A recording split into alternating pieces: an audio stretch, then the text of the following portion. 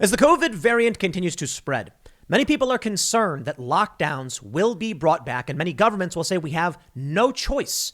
The high transmissibility of this variant means we must lock down. And we're getting reports out of Australia, Canada, and even in Los Angeles, they are bringing back their mask guidelines. But this has many people concerned and angry over how this all began. Of course, the mainstream media for a long time gave us these wishy-washy answers about maybe it was a lab leak. Oh, no, it actually wasn't. It was zoonotic. And now they're coming back to saying, well, maybe it actually was a lab leak. Now, what does that all have to do with war and China, you may be asking? A lot. You see, when Joe Biden came out and said we were going to redouble our efforts to figure out where COVID came from and whether or not it leaked from a laboratory, an editorial in Chinese state media said, we must build more nuclear weapons to send shivers down the spines of the American elites to let them know we will not be pushed around. Shortly after, China sent 28 warplanes into Taiwanese air defense space, and many people are concerned that China is going to make a move on Taiwan. Recently, a Pentagon insider penned an op-ed for Chinese state media warning Joe Biden not to go to war with China over Taiwan. You will lose. And then saying, well, look, China has a rightful claim over Taiwan. The problem is we rely on Taiwan for chip production, computer chips. And if that falls to China, boy, will they gain massive strategic and militaristic power around the world and massive economic power. Well, here we are. It's now being reported that China is building more than 100 nuclear missile silos in a desert. Satellite footage shows alarming development that signals possible expansion of nuclear capabilities. We are also now learning China, India moved tens of thousands of troops to the border in largest buildup in decades. Both countries have built new infrastructure to support larger deployments and positioned advanced military equipment in the region. The fear is war will break out. Now, India is not the United States, but Chinese state media is making the case that perhaps the U.S. is pushing India into conflict with China. Now, I don't know if war is going to break out. You know, I get messages from people whenever I cover this stuff saying, Tim, you're fear mongering. Look, I'm reading the news. Is it possible these news stories are just bits of propaganda designed to make you scared or think that China is evil and an enemy? Perhaps. We've seen it before, and we will see it again. They'll come out with news stories saying that Chinese soldiers are beating small puppies to make you think of them as villains. Dehumanization is extremely important if war were to be coming. And that may be the case. Now, I'm not going to pretend like China is innocent. We've got more than enough reports about what's going on in Xinjiang with the Uyghur Muslims. The fear there is, how much of it is propaganda? How much of it is true? Based on whistleblower reports, video footage, I tend to believe that it is true. I'm also scared that U.S. media and the U.S. government will be trying to manipulate us into believing that China is doing something truly evil in an effort to get us into a war. But that's a bit conspiratorial in the long run. I think we've seen more than enough out of Hong Kong, out of Taiwan, out of mainland China, and the Western region to know that China does engage in very horrific things. And plus, they're literally building up forces on the border with India. So I can only lean on my assumptions, presumptions, and what I've read and what I've researched. It seems to reason that China is actually playing very, very dirty. And the United States needs to stay on its toes. Do we want war? Of course not. Should we start a war? Absolutely not. But what do we do if China invades Taiwan? Do we sit back and say, none of our business? I mean, honestly, maybe we do. But then what does it mean for the rest of the world if China can just take over these Southeast Asian countries? Now, they claim Taiwan is theirs, but sure, Germany made claims about bordering regions and stole them too. You see where that leads? I don't have the answers to these questions. I just know that war is typically really bad and we don't want it. And we shouldn't be the ones to start it. But we'll have to see how things play out, especially when China begins building these nuclear weapons. So let's read and see where we're at so far. What's happening? We're also hearing reports of U.S.-Japanese war games, which may be in response to Chinese threats to take Taiwan. Before we get started, head over to timcast.com, become a member, and you will get access to exclusive members-only segments from the Timcast IRL podcast. I can't show you exactly what some of the titles of these videos are because YouTube bans a lot of that stuff, which is why we've created timcast.com. But I'm going to mention something else to you. We hired many journalists. We've got powerful breaking stories such as Dollar General is expanding across rural America. Yeah, I know. It seems like it's not politically relevant. It's a story that I think matters. And we have great writers who pick great topics. It's not always going to be about the culture war. It's going to be real news. More importantly, we're about to launch our new Mystery Conspiracy Show podcast, which means if you are a member, you are going to get another show on top of the existing Timcast shows. And my goal is by the next year or so to maybe have 30 or so different shows. And as a member, you get access to all of it. We're going to be building amazing culture, and it's thanks to you over at timcast.com. Sign up. But don't forget to like this video, subscribe to this channel, and share this video if you really want to help out. Now, let's read the first story from The Guardian. China building more than 100 nuclear missile silos in desert. Stands to reason that the threats before about building nuclear weapons, well, it was more than just saber rattling. The Guardian says China is building more than 100 missile silos in the desert, according to an analysis of satellite photos, which researchers say signals a possible expansion of the country's nuclear capabilities. Analysts warned the expansion signified an alarming development, but also urged caution against worst-case thinking, noting tension between major nuclear powers over disarmament. The research, first reported by the Washington Post on Thursday, identified the construction of at least 119 silos likely to hold intercontinental ballistic missiles, have been identified in the desert of Gansu province. The researchers from the James Martin Center for Non-Proliferation Studies at the Middlebury Institute of International Studies made the discovery through an analysis of satellite photos provided by commercial company Planet. Spread across more than 700 square miles, the site near Yumen includes the construction of underground bunkers, which may function as launch centers, cable trenches, roads, and a small military base. One of the researchers, the U.S. nuclear expert Jeffrey Lewis, said, features of the layout mirrored existing nuclear ballistic missile launch sites in Inner Mongolia, suggesting China has built or is building at least 145 in total. Quote, we believe China is expanding its nuclear forces in part to maintain a deterrent that can survive a U.S. first strike in sufficient numbers to defeat U.S. missile defenses, Lewis told the Washington Post. China is believed to have about 350 nuclear warheads, about 30 more than in 2020, and far fewer than the U.S. or Russia, according to the Stockholm International Peace Research Institute. I'm going to pause there and give you some context here. They say they have about 350 nuclear warheads. 30 more than they did a year ago, substantially less. I believe we have several thousand around. I think the U.S. is around 2,500. We have been building gravity bombs, or at least we built a gravity bomb. That's where you get a bomber to just drop something from a plane and it's kinetic force that causes the detonation, gravitational pull, and then, you get it. ICBMs, however, is a whole other ballgame. The only context most people have for nuclear weapons is Hiroshima and Nagasaki. And thankfully, that's a good reason, that they've only been used those 2 times. But those were preliminary, precursor weapons compared to what we have now.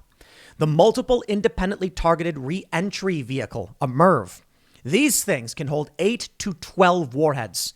And modern ICBMs have about 1,250 times the explosive power of the bombs used on Hiroshima and Nagasaki. You do not want to see a single warhead fired. But imagine one of these ICBMs with 8 to 12 could pepper the eastern seaboard. We can only hope that we have the capabilities to stop such an attack. So while it may seem that China, they got 350, so what? What's it? We got way more.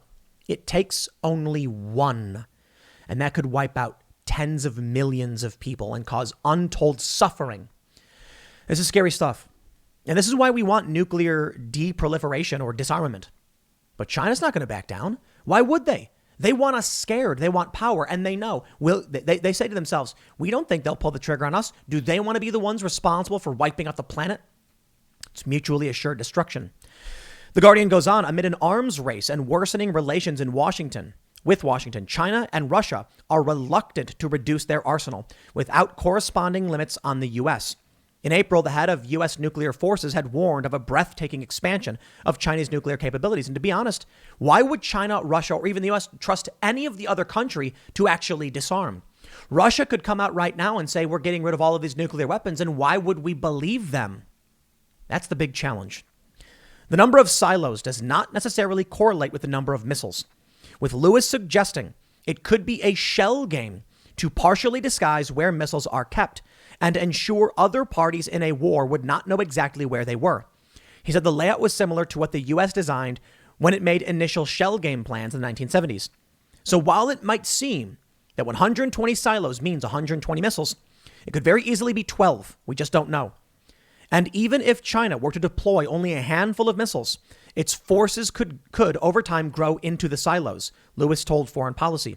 Yet whether the number is 12 or 120, this is an alarming development.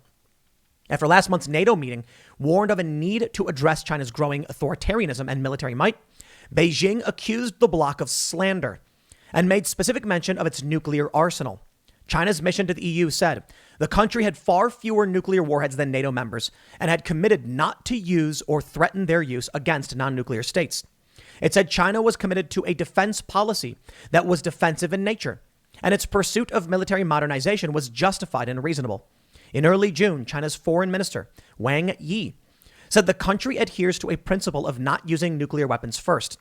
James Acton, a co-director of the nuclear policy program at the Carnegie Endowment for International Peace, urged against worst-case thinking in light of the silo construction revelations. Quote, there are lots of reasons to question whether China is about to expand its nuclear arsenal this rapidly, although it is expanding it a bit, Acton said, noting the similarity to the U.S.'s 1970s shell game plan. Secondly, understand that to a large extent, China's nuclear modernization program may be motivated by concern about the U.S. China has been quite open that it worries the U.S. might attack its nuclear forces preemptively in a conflict.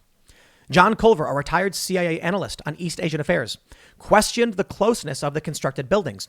Grouped so closely, they situationally almost dare an adversary to think about counterforce attack, he tweeted. We don't know for sure.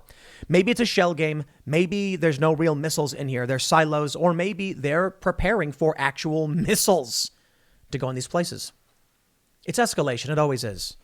I don't know. I'm not going to pretend to be this great diplomatic genius who knows how to slow these things down or stop them. I can only tell you this is the latest reporting. I can't tell you if it's propaganda meant to scare you. I don't know. But just because these stories are here and we question what their veracity, does it mean I don't tell you it's happening? That's the weirdest thing to me. The people who message me saying, stop reporting every single war story and freaking people out. And I'm like, I'm not. I've done like 3 in the past 2 weeks, maybe. I think maybe we should keep an eye on what's happening around the world. Wouldn't you rather know? It's a challenge because we do know they use propaganda manipulation to drum up support for wars. So I don't know. The Wall Street Journal reports China, India moved tens of thousands of troops to the border in largest buildup in decades. They say China's People Liberation Army has gradually increased its troop presence, mostly over the past few months to at least 50,000, up from about 15,000 at this time last year, according to Indian intelligence and military officials. Those moves have been matched by India, which has sent tens of thousands of its troops and advanced artillery to the region, the official said. Both countries have built up infrastructure at the border in recent months, including insulated cabins and huts to keep troops stationed there through the frigid Himalayan winters. Much of the military buildup has occurred in eastern Ladakh, a region that overlaps with Kashmir and Tibet. The deadliest confrontation between the two countries in decades occurred in June 2020 in the Galwan Valley, where 20 Indian and 4 Chinese soldiers were killed.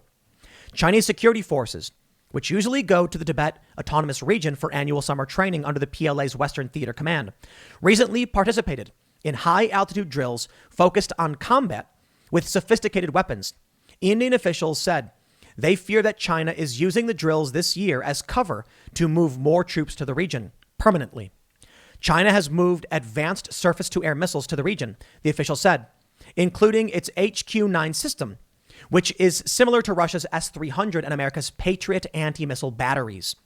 The country's army has built hundreds of new structures to support troops at military encampments at the towns of Rudak in Tibet's Ladakh frontier and Kang Shiwar, which is north of a plateau controlled by China, known as Aksai Chin, that connects Tibet with the Xinjiang region. China has dug underground bunkers and tunnels and built small hydroelectric power stations and solar panels, the official said. They've installed portable cabins and huts for troops, helipads, and field hospitals. It sounds to me they're absolutely gearing up for border conflict and war. Now, I'm not going to read into all the nitty-gritty details of these military operations. Suffice it to say, we are seeing this massive buildup. We have seen conflict on the border before, and it may actually reach a very deadly point. I don't know if war is going to break out. I believe China is as responsible as anyone else. This is the problem with war. Both sides pointing guns at each other, shaking, ready to pull the trigger. Eventually, someone fires that shot heard round the world, and you get hot war. If you follow the fourth turning, Strauss-Howe generational theory, well, then you should be expecting some kind of massive and major crisis. But we're dealing with an internal crisis at the same time.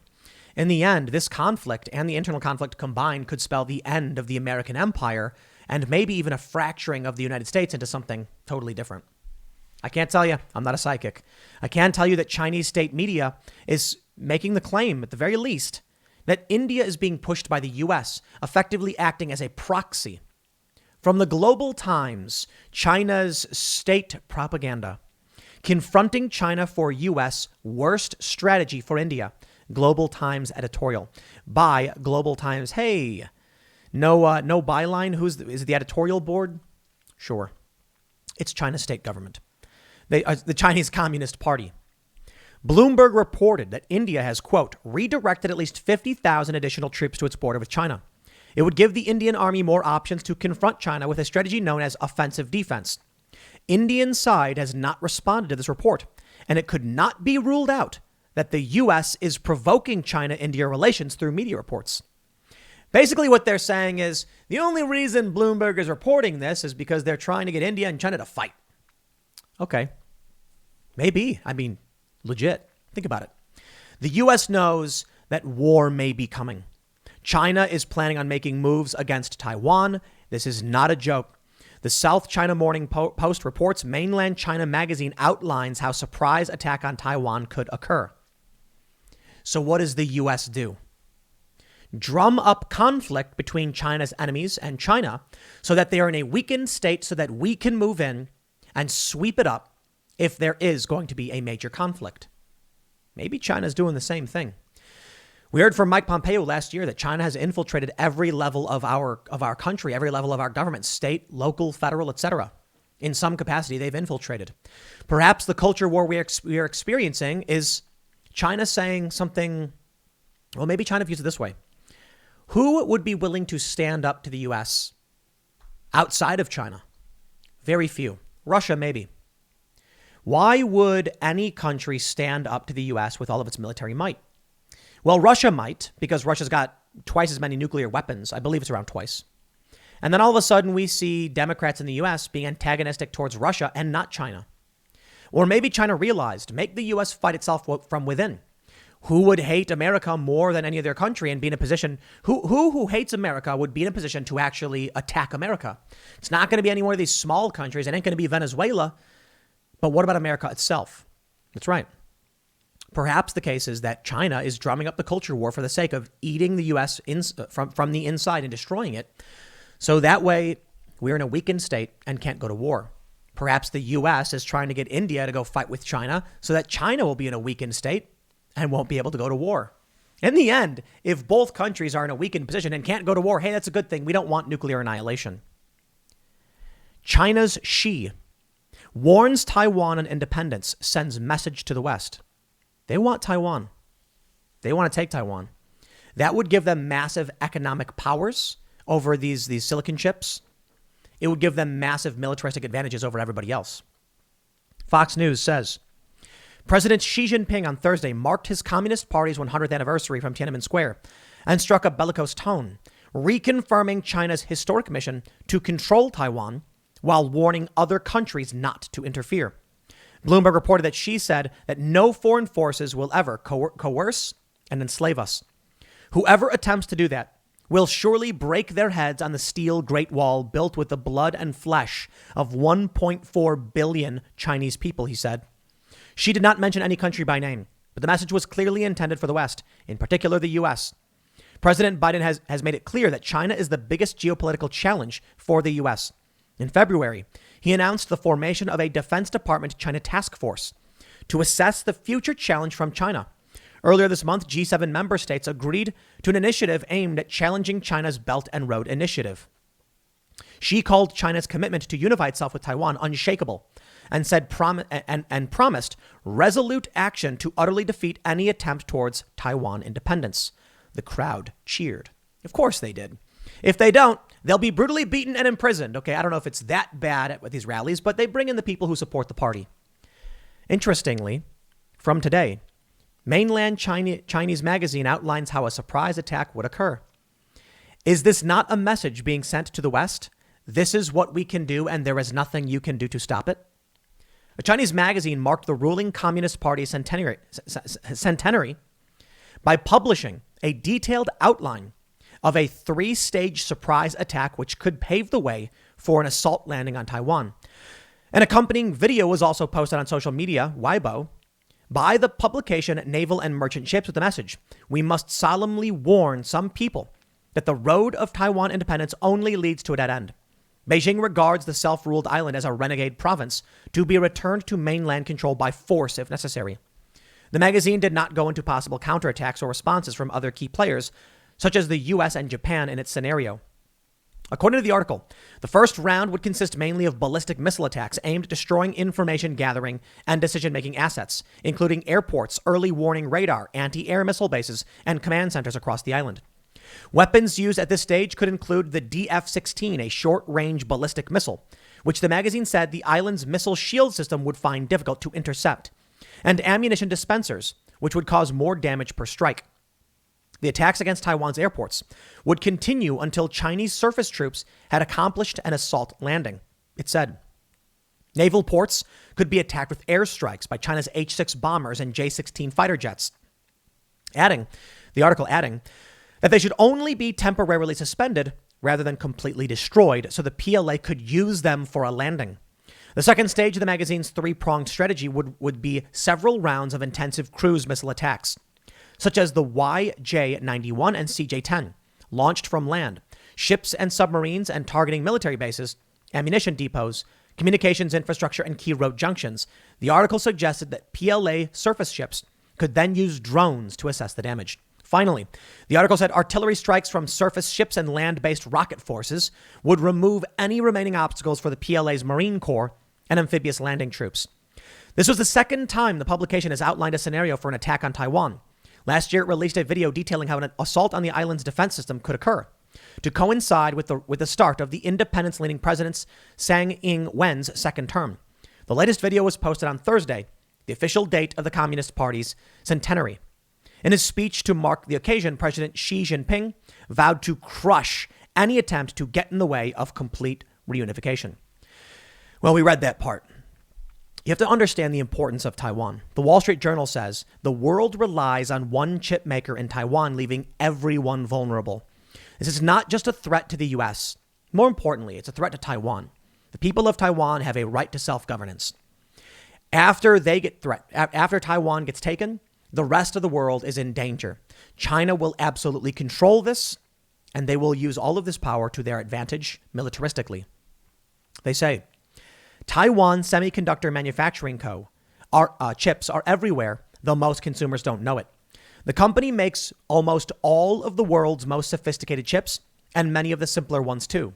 They're in billions of products with built-in electronics, including iPhones, personal computers, and cars, all without any obvious sign they came from TSMC, which does the manufacturing for better-known companies that design them, like Apple and Qualcomm.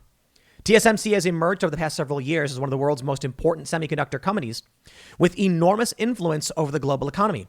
Or it says it is the most important company. With a market cap of around $550 billion, it ranks as the world's 11th most valuable company. The answer here is simple. The U.S. needs to start preparing to manufacture their own chips and not just sit here saying, well, we got Taiwan. If they take Taiwan, we'll defend it. Because there's no guarantee they will actually be able to. Its dominance leaves the world in a vulnerable position. As more technologies require chips of mind-boggling complexity, more are coming from this one company, on an island that's a focal point of tensions between the US and China, which claims Taiwan as its own. Analysts say it will be difficult for other manufacturers to catch up in an industry that requires hefty capital investments. And TSMC can't make enough chips to satisfy everyone, a fact that has become even clearer amid a global shortage. Adding to the chaos of supply bottlenecks, higher prices for consumers and furloughed workers, especially in the auto industry. The situation is similar in some ways to the world's past reliance on Middle Eastern oil, with any instability on the island threatening to echo across industries. But let's just make it clear. There are powerful countries in the Middle East, and the U.S. could crush basically all of them, not without harm to itself. China, on the other hand, would not be so easy, and China wants Taiwan. Of course, we had the Soviet Union to contend with when it came to the Middle East in previous decades. This is going to be relatively serious.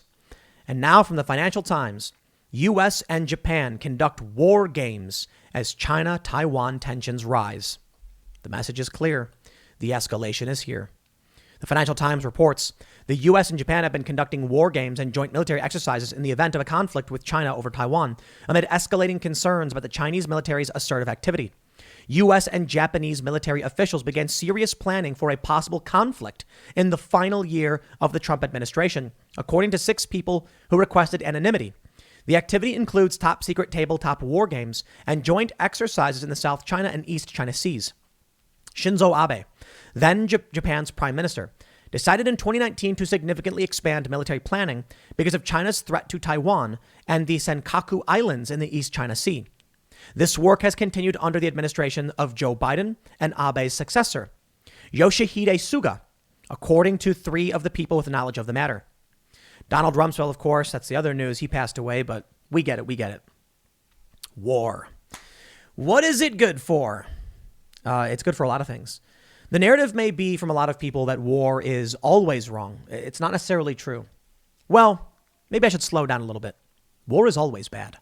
Certainly, there are positives that may emerge from some kind of conflict, the development of medical technologies, the expansion of certain medical systems. But war is bad. We need some kind of unified planet. Now, you have a bunch of global elites, the globalists, says Alex Jones. And the concern is not globalization. Globalization is inevitable. Whether you like it or not, it will happen. But whether or not individual countries will retain sovereignty over their borders is a bigger question. We can have international relations. We can have international governing authorities in certain international conflicts. But when it comes to local borders and countries, we should retain our own rights. In the end, globalization will happen. The question is, will it be authoritarian globalism or will it be libertarian globalism? Will it be that free trade and free enterprise ends all war? Nobody wants to go to war because we're making great deals and we're all getting richer and richer and richer. That sounds nice. But there will still be some kind of exploitation. And should we do deals with countries like China when they have concentration camps?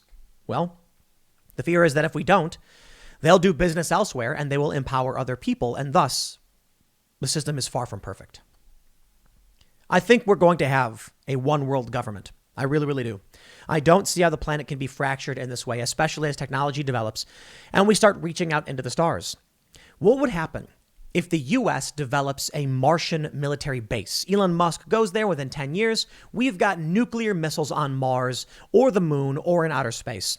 Russia then says, we do not accept that you have these weapons that we can't see, control, or do anything about, but we can attack you. You see the problem? The U.S. could launch specialized weapons in military bases, and it could cause conflict on the ground. The end result, in my opinion, is either we start negotiating, doing trade deals, or we blow ourselves up because China ain't never going to give it up. That's my fear. My ultimate fear is the pessimism that China will never agree to live the way we do. Why would the Chinese Communist Party give up their stranglehold on their serfs? They wouldn't. So then, what do? Negotiate trade deals? Yeah. Been there, done that. We tried those trade deals, and what did we get? Instead of China becoming more like us, they kind of did. They mostly just made us become more like them. And then they exploited our system to get our companies to go to their country, to get our celebrities to support their authoritarianism. And in the end, cheaters and authoritarians have the advantage. Those who believe in true liberty and honesty are at a disadvantage because cheaters do win. You see, that's the secret they never wanted you to know. They wanted you to believe that cheaters always lose because cheaters get caught. But you don't hear about the cheaters that don't get caught. You don't hear about the people who found a way to reach their goal through surreptitious means. There's an old saying many hackers have: if you're not cheating, you're not trying. Because what does cheating really mean? It means that you are willing to do whatever it takes to achieve an outcome. If you are told by your teacher, you must have all of the correct answers. She didn't tell you to learn the material. She said, have the correct answers. So if you want to win, you do what's called cheating, right? Therein lies the real challenge. For those of us with scruples, honor, and integrity who don't want to cheat, who don't want war, we get backed into a corner. And if we don't act soon enough and shore up our defenses, we get overpowered. So what do? Do we sit back while China begins building 119 missile silos? We don't even know if there's going to be missiles in them. Or do we just say keep expanding? Do we sit back if they take Taiwan?